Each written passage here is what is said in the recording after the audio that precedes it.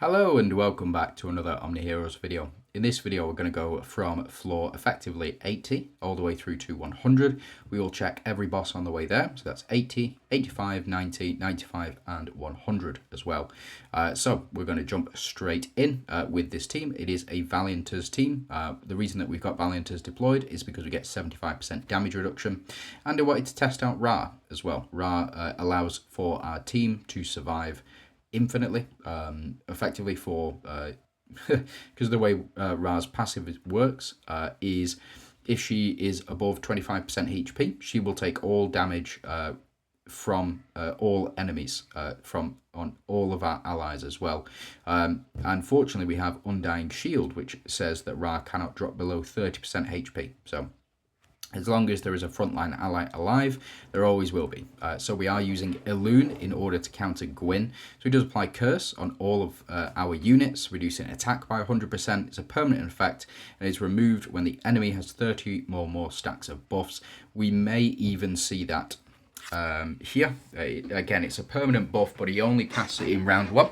Doesn't cast it after that, I don't believe. Anyway, but we'll see. We'll see. So this team, again, the whole premise of this team is keep Pandora alive for as long as possible. We should see enemies, we should see enemies go down relatively quickly here. We remove the Holy Armor and then Pandora is just going to go to work, doing what she needs to. As you can see, damage coefficient is going to start to increase rapidly.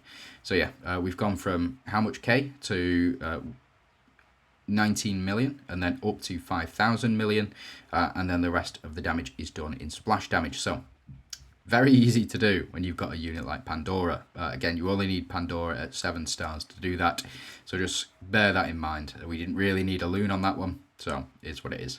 Let's jump into stage 85. So I jumped into stage 85 accidentally. My apologies. Funny enough, if these enemies don't die in the first round, then I don't think they're going to die at all. It's because bind will be applied to us. Unfortunately, I think that Pandora is going to take them out way before that happens. So we'll see this go up massively. It should go to 2,000 million. Nope, goes up to 3,000 million, and then they're all dealt splash damage, and then that is the end of that. What I wanted to show off is that Hades does in fact counter the bind effect, as does Lee. So Lee, the panda, also counters the bind effect, and it is relatively easy to get him to take action as well. But every time Lee takes action, you can remove that bind effect. So that is Nightmare 85. So let's jump into it's Nightmare stage 90. Sorry, I just skipped that one completely. My apologies. And so we are back. So this is Nightmare 90. We are running a Mystifiers team. The reason we're running a Mystifiers is because I can deploy 3 Monarchs on this team. And we do also have a counter unit that is not available within this particular realm. You can use Macaria for this if you are running Monarchs. She does contribute towards that Monarch rate. And you can also use Katrina alongside Dorabella, Portia, and Elisha. Those are your 3 Monarchs on the Ethereal team, so you can use those units if you do have them up to 8 stars. But for now, we're going to use Catherine because she does counter Holy Shields, so every time Catherine takes action, she will remove all of this Holy Armor. Again, I've been through this before in previous videos, but there's a difference, a subtle difference between Holy Armor and Holy Shields.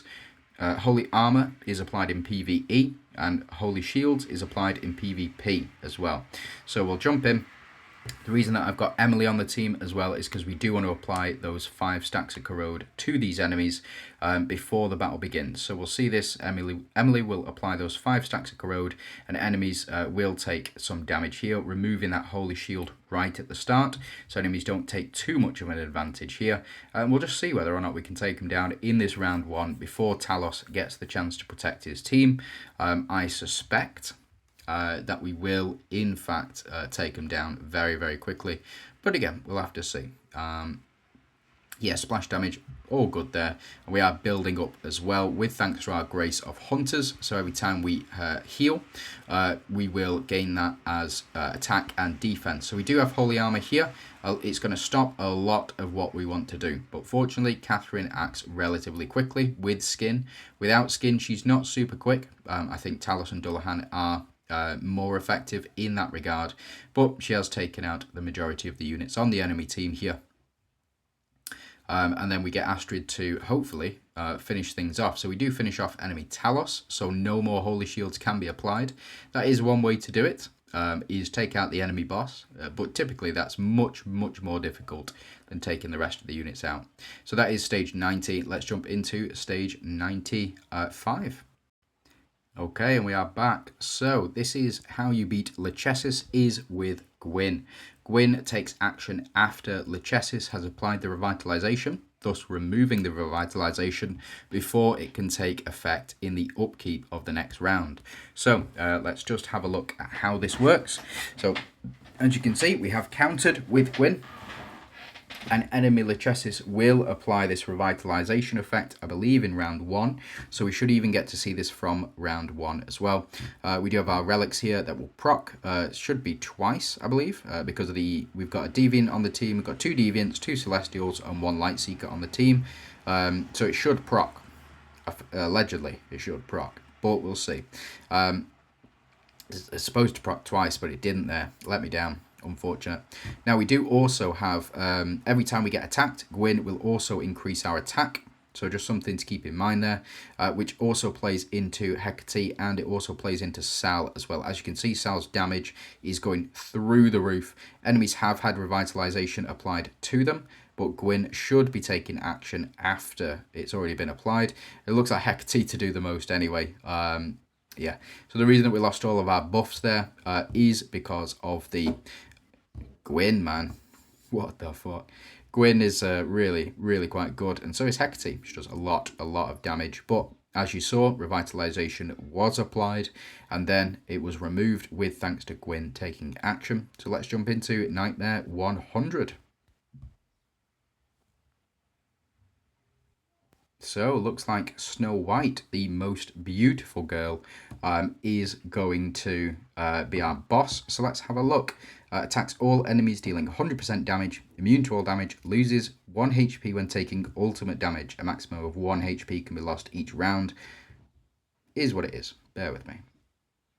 Okay, so I've just had a read of Snow White's passives, and they're a bit disgusting, to be honest. It is what it is. So we'll have a look at the Grotesque Servant first. So loses 1 HP when taking ultimate damage. We can just ignore this. This is not how you beat this boss. But let's have a look. During odd numbered rounds, deals 100% damage to all enemies and applies 20 stacks of attack reduction and defense reduction for 99 rounds. So that is 5% times 20. There's 100% reduction. So effectively, we will be doing no damage. Or we will have no attack and no defense against this boss. Now, during even numbered rounds, deals damage equal to 100% of the target's max HP to the enemy in position 1, and removes all Holy Shield stacks from the target before casting the skill. The damage taken from a single attack will not exceed 1% of the target's max HP, and then triggers 10 stacks of Holy Shield at the start of battle. This doesn't renew, this doesn't refresh, so it is only those Holy Shield stacks, so effectively giving herself an extra 10% HP. So let me go ahead and build a team, and then we'll jump straight into this boss. Okay, so this is the team setup that you should probably be going for. Dahlia and Cleo on the front row. If you don't have Cleo, you would pop Atrops in this position. You also have Elisha on the back row, Ophelia in this position. So Ophelia in the back middle slot, and then Eudora as well. If you don't have a copy of Eudora, there is other options. So specifically, you take out Eudora and then you jump in with Katrina. So something like this should be more than viable in order to beat this boss. Because of the attack and HP stacking from Elisha, the attack and HP stacking from Ophelia, the attack and HP stacking from Dahlia, and then the overall attack from Atrops, you should be able to get Katrina to do enough or hit enough times, or the rest of all of the units effectively to hit enough times in order to win with this particular build. If you do want survivability, you can run Chest, followed by Blades of Chaos, followed by an increase in attack. So this Night's Edge increases leech rate, but it also increases the overheal effect, and also increase the attack of all allies by 30% for 2 rounds as well. So just increasing the overall attack and damage output that your units can do. Now, with regards to this, you just need Pursuit Dart and you need the wings as well. So at the start of battle, every 1 speed additionally increases the chance of casting the ultimate skill twice, and allies launch 1 additional strike when dealing crit damage as well. So you are launching 3 ultimates every single round, and that should be enough to take out Snow White. So let me see whether or not this team is good enough in order to win. Just making sure I was recording this time. So let's go ahead and see whether or not this team is good enough to win. I don't know whether it is. I think it should be. And the reason that I think it should be is because of... this is just a pretty standard setup, if I'm honest. We should be able to see these guys taking down these enemies with absolutely no issue whatsoever, but we'll see. We are looking to do as many ultimates as possible. I know Katrina does not do her ultimate in that first round. Enemy is down to 9 stacks of Holy Shield. We are back up to an additional 2 stacks of Holy Shield. Unfortunately, we didn't get the proc for that, even though we've got a Celestial, a Deviant, and a Lightseeker on the team as well, or a Dawnbringer on the team, or 2 Dawnbringers technically. We should be able to see this in action. So let's see whether or not we can take these guys down. As you can see, they are immune to all damage except from ultimate attacks. There is another unit in the format as well. That is Pandora. Pandora will ultimate every single round. And as you can see, the enemies do not have that high of a health pool. So we are down to 5 stacks of Holy Shield on the enemy. We'll just see how much damage we can actually do. The other way to go about this is Corrode. That is the next team that I'm going to try. If we are unable to do what we need to do with regards to winning this particular matchup.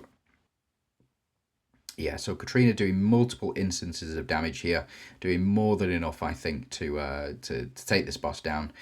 Yeah, especially with the increase in attack and HP from Elisha over the course of the next 2 rounds. This should be a very, very strong setup. Now that this boss does not have enough HP, it does not have any Holy Shield stacks, we should see the victory here. So unfortunately, Dahlia not very good in this round 3 because her active skill or her secondary attack only hits frontline enemies. So that's partly the reason. We do have Ophelia doing relative amounts of damage. We do get Katrina to do the business here as well, doing a little bit of damage. But it is mainly Elisha that you're going to rely on very heavily. As you can see, we got a crit, so we did get that double ultimate. There is the potential to get 3 attacks from Elisha every single round. But we will see. So we do get Dahlia to swap with Atrops, increasing Atrops' attack based on the number of buffs that she does have. And then we should see, yep, so that's Elisha. Do we get any crits? No crits, unfortunately. But able to survive. We should see Ophelia do some business here. Yep, so that is a nice bit of business that Ophelia has just done. Again, the other tactic is to use Eudora. If you don't have, if you do have a copy of Eudora with full red runes, she will probably do much more damage than Katrina will. But again, Katrina is a fine substitute to put in there, because she does link up with Elisha, so you can get those crits. We do get the attack and HP increases from Dahlia doing those crits. But again, I think we are fully built up now. So it is just a matter of time. We are just playing the waiting game, unfortunately. We'll see how much damage we can actually do. So that is 3 ultimates here. And then we get Katrina to do her ultimates as well. So dealing all of that damage after the fact as well. Potentially even using the Splash Axe. The Splash Axe can be very, very tough to obtain though in this particular season. Yeah, we're up to round 5 and there's 15 rounds, so we should be absolutely fine. But you can use Splash Axe. That does get around the 1% mark as well, because you do your damage equal to the enemy's, or how much the enemy has taken as well. So that splash, even if you get it on the minions, will also do damage to the boss. That is one particular artifact, that Splash Axe, which will make your life a lot easier if you are going to be using it. But again, I think we should be fine here, doing more than enough damage. Unfortunately, another miss there from Katrina, but we do get this back row hit, and Elisha to do max amount of damage there. That's 96,000 million, plus a bit of reflect damage from the boss as well. Doesn't hurt. But again, I think the main objective, or the best way to beat this boss is to have Atrops and to have Dahlia on this front row, and then to have Gaia, Elisha, and Mulan on the back row as well. The reason for that is because burn deals percentage base damage. Corrode will stack up, so you can stack up to 25 stacks of Corrode, and if each one of those stacks of Corrode is dealing more than 1% of the boss's HP, then you will get effectively 25% per round. So again, if we don't win this one, I'm absolutely fine with not winning. We can just pop Corrode in, or Corrode units in, Mulan and Gaia specifically, and then we can take it from there. But the reason that I went with this team is because it's relatively accessible. The majority of players should have a copy of Katrina, or a couple of copies of Katrina. If you don't have a copy of Katrina, then you probably should have prioritized getting a copy of Gaia specifically. So you can pop Gaia in this slot, and then Gaia should bring you much closer to the victory. You could probably take out Elisha, or potentially Ophelia in this spot, and you would put in Mulan instead. So all of this would apply burn as well. Something to note, the reason that we got the ultimate from Dahlia there is because of my hope tree. As you can see, gone full dodge and full attack increase, full Grace of Hunters as well. So that's just something to keep in mind. We will see... Yeah, so boss is nearly done. Nearly done. Again, it's just the 1% HP restriction. It is what it is. Splash Axe, I think, again, very strong in this particular setup. So we'll see.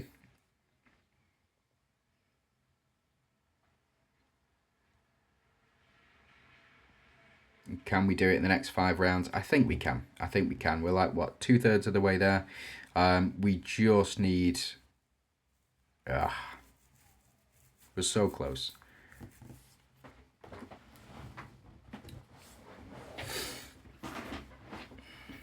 Okay, so some reflect damage from the boss there. Yeah, didn't really touch us, but is what it is. So we do get the attack increase. No double attack increase, unfortunately, but it is what it is. So we do get another 1% off.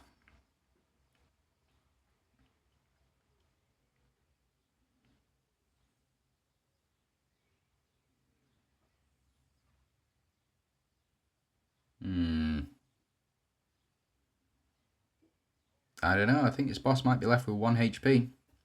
Unless Katrina does what she needs to. No, that wasn't a triple. Shame. Is this going to be a triple? No, unfortunate. I don't think we've done this one. I don't think this boss is dead. But I'm going to go ahead and skip. It looks like we did on round 14. So Katrina to do the most here. It looks like you're absolutely phenomenal. And this is how much damage you actually need to do to the boss. Is damage taken. It's what, 4 million or 48 million, something like that. And Katrina has done the majority of that damage with the powerful ability that she's got on her ultimate attack to do an additional 50% damage after. Again, it works very well with Splash Axe, so if you are struggling with Nightmare 100, I would suggest picking up a copy of that Splash Axe as quickly as possible, and then yeah, take it from there. So we will be doing Hell next. Hope you stay tuned for that, and thanks very much for watching. Hope you have a fantastic day, and good luck in all of your attempts.